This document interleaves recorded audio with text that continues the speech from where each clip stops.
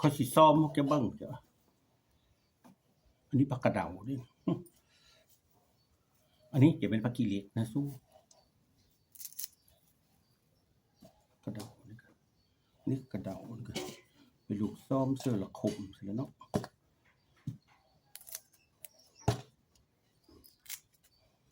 ไปเก็บขี้เล็กผัดไปพอซื้อกกปลากระเดานี่มันป่งหูมาเอามากินกับเจียวกับปุ้น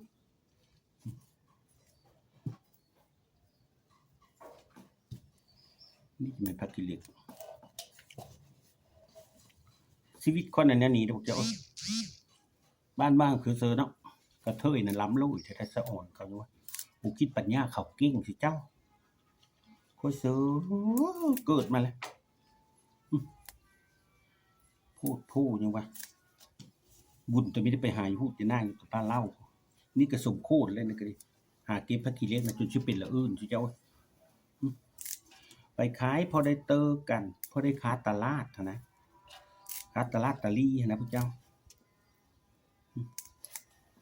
เตอกับส้มในลืนจกถึงขาส้มนะพระเจ้าปิดนั้นได้ก็ได้หลายเติบเขาไปดูเป็นไงนะไปดู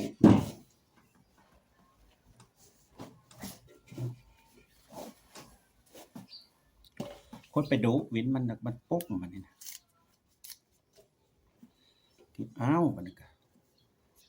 เห็นแล้วสั่งพิซซ่าซีเจ้าย่าแหละเนาะไม่ได้ไปลักไปปุ้นเพื่อไหนสู้สัวบ่ไม่ได้ไปจี้ไปปุ้นเอาเพื่ออาชีพสุดจริตเนาะ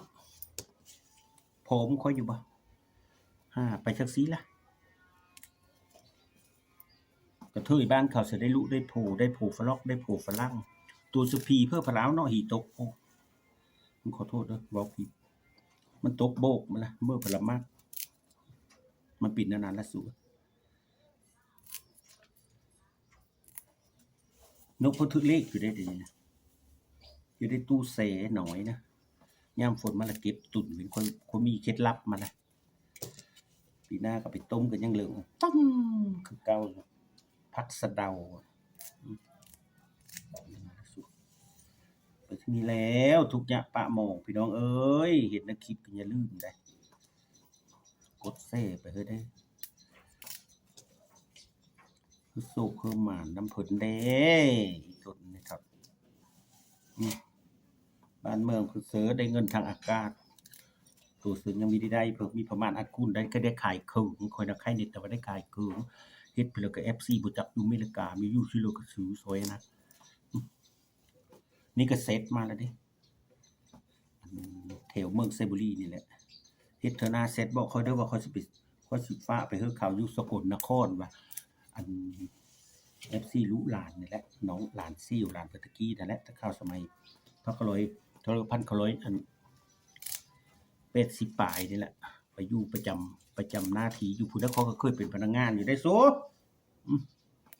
ประจำอยู่เมืองไซบุรีไปแล้วหมู่คูเพิ่นน่ะเซี่ยวเฮ้อสิเพิ่นไปปะแล้วเพิ่นไปแล้วเพิ่นน่ะแล้วก็สืบเท่าหากันเจ้าคู่มือนี่แหละเพิ่นว่าบอกเฮาเด้อว่า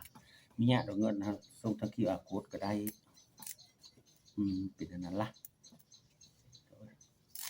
เดี๋ยวเอามากินแล้วเบิ่งว่าสาลือตะแทกผวาอีได้สาลือมีสาลือกันแนวนี้แหละเนาะไม่ยงก็เท่าละเท่าเลยจะโอ้ยหากินไปจังซี่ล่ะแนวนี้เลยก็เท่าก็ยังงามอยู่เด้ก็คือเอิกนกข้อนี่เนาะซุอันนี้เล็กอุจจาระเล็กได้เจ้าเอ้ยเฮ็ดไปจังซี่แล้วคิดหูหาจะมีเด้เท่าเลยเนาะพอเงินพอได้ใช้ได้จ่ายเยอะกินไปแล้วก็กินซื้อกินนั่นได้เจ้าก็แม่นอยู่ใน FC ว่าเจ้านั่นล่ะรับเจ้ามีหาเคยกินว่าโอ้ยคนละเยอะโหมีหาเลยจะได้กินเนาะตาปีนหินแล้ว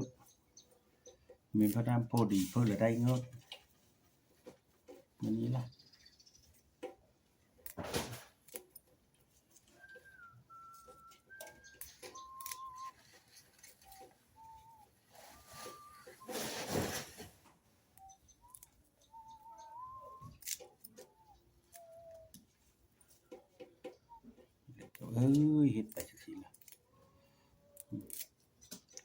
ตามทาง2 YouTube ค่อยเด้อพวกเจ้าอย่าปะอย่าทิ่มค่อยได้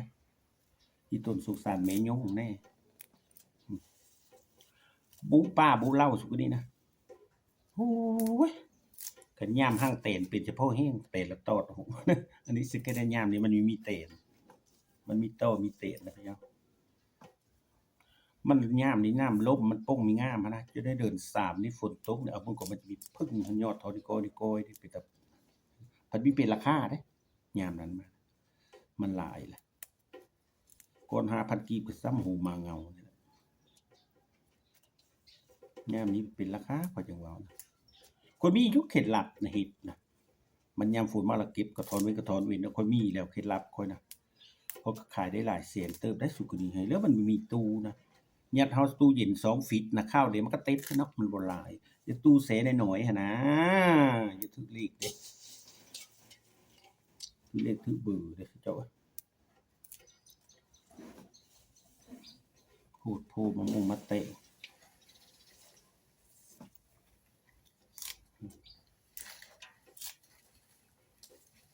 ไปซื่อๆมื้ออื่นมาละมื้อนี้น่ะสร้างตองเขาละ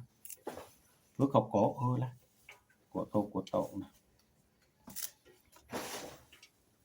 มื้อนี้น่ะตีมื้อนี้นะตอนแรกนี่บ๊ายๆจะน่าสิไปบดศีลป่าบดบดหมู่นั่นน่ะเจ้ามันอึดแท้ๆคันยามฝนนี่ยอดทนนี่โกยนี่ว่านั่นเลยแต่รู้สึกว่ามันล่มมันทันมีฝนกระดิกกระแดกจะได้นะเบิ่งก่อนความมีงามของเพิ่นนะ โทษเด้อ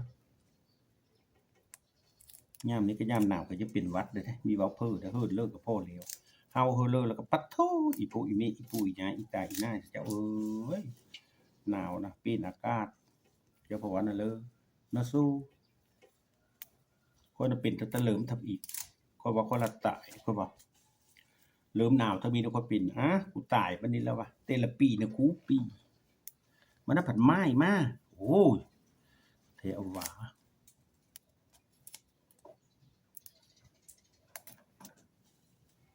อย่างนี้แหละนี่มาแล้วก็ซ้อมเสื้อแล้วได้อยู่อยู่นั่นก็ค้ำบ่ายนี่ก็ไปเอาตองว่าจังนั้นเอาตองมาเลยมาแล้วก็เศษตองอนามัยตองอีกล่ะใบหงายเด้อเจ้า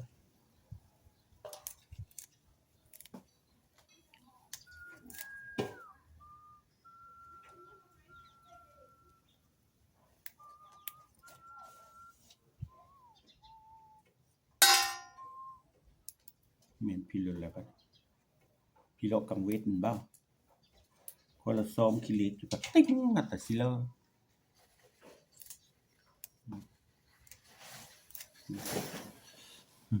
มาเด้อมาซ้อมอันนี้ซอยแน่ มาซ้อมขี้เหล็กซอยได้มะมาเด้อสุเจ้ามาซ้อมขี้เหล็กซอยคอยได้สุเจ้าเอ้ยหาก็ไปเก็บผักขี้เหล็กหาก็มานะชีวิตกระเทยลักซี่ทั้งแนวนี้เจ้าสมมุติมีลูกมีผู้นำบ้านนำเมืองเพิ่นแล้วผู้เจ้าโอ้ยไปเก็บผักขี้เหล็กนะไปขายเติงกับไอ้สมหมู่สมมัดสมหมู่นั่นแหละพอได้ค้าตลาดเมื่อวานไปซื้อกับหนังตัวนั้นก็75,000พุก็มีเฮือมีได้75,000เราก็บ่เอาสวยจำเป็นล่ะอันนั้นผักขี้เหล็กนะพอได้เตอกันสุเจ้าเอ้ยกระเทยลักซี่บ่แม่นกระเทยล้ำกระเทยโลยเด้อพวกเจ้าเห็นในคลิปเขาก็กดไลค์กด Subscribe กดกระดิ่งให้ค่อยได้เด้อสุเจ้าอืมอย่าลืมเด้อสุเจ้าเอ้ยเท่านั้นแหละเด้อซ้อมผักขี้เหล็กก่อนโสมหน้านั่นนี่ละซ้อมแล้วพวกเจ้าจะล่าเหล็กผักขี้เหล็กอยู่เมืองลาวเด้อเจ้าเอ้ยไปเอาซิเดมาตื่มเนี่ยจะได้กระต้มนะก็ไปตื่มแล้วก็ปั้นเป็นปั้นเป็นปั้นเป็นปั้นก็ได้คัดตลาดตาลีพวกเจ้าเอ้ยติดตามทั้ง2ข้อยเด้อเด้อสุเจ้าผักขี้เหล็กอ่อนยามนี้มันอึดยามนี้นะยามลมยามนี้อึดมันบ่โป้งจะได้พูดแล้วเดิน3พุ่นแหละเดิน3ต้นละ4บ่ได้อึดก็บ่เป็นราคาแล้วบัดนี้ ราคาแต่จะว่าจะได้ได้ยามฝนน่ะเก็บไว้ในเฮ็ดเคล็ดลับคือค่อยเฮ็ดนะไปต้มก็ไม่ได้ดำได้เล่ได้อพวกเจ้าก็ไม่ได้บอกสูตรเท่าดอกยามพวกเจ้าเฮ็ดค่อยสิมีได้ขายจักสิเฮ็ดนั่นเลยจังว่าจะถือเลขได้จะได้ตู้เสได้เด้ตู้เสน้อยดอกไม่ได้เอาตู้เสเยอะเด้อเจ้าติดตามทั้งสองคนเด้อสิเจ้าเขาสิเฮ็ดพวกเจ้าเบิ่งต้มอันนี้ก็มีเหลืออย่าเฮ็ดได้มันแห้งน้อยนี่อย่าเฮ็ดเด้อมันแห้งอึดแห้งยาผักขี้เหล็กนะยามนี่นะอึดที่เจ้านะจะเป็นละอื่นไปหาเอานะความทุกข์ความเนี้ยเฮ็ดไปจักสีละสั่งแล้วก็ไปเก็บเพิ่ออยู่ได้นะคนนะก็สิซื้อเอาก็ไปเก็บเพิ่อ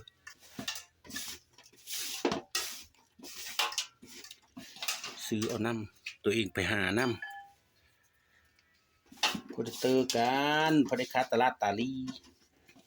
เจ้าเอ้ยพอได้คัดตลาดตาลีได้ดื้อๆบิไปหาได้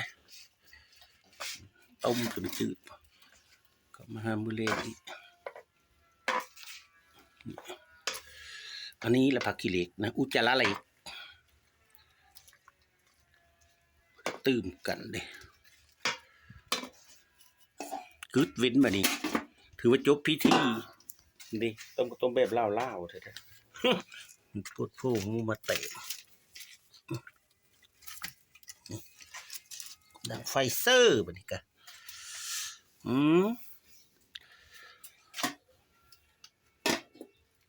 ตัวจะมาจืดพุ่นละลงตลาดมือหื้อเนาะไม่แหละมือนี้ไม่ได้ลงเนาะมือหื้อมืออื่นนี่ห่อส้มนั่นแล้วเสียวนะนั่นนี่แล้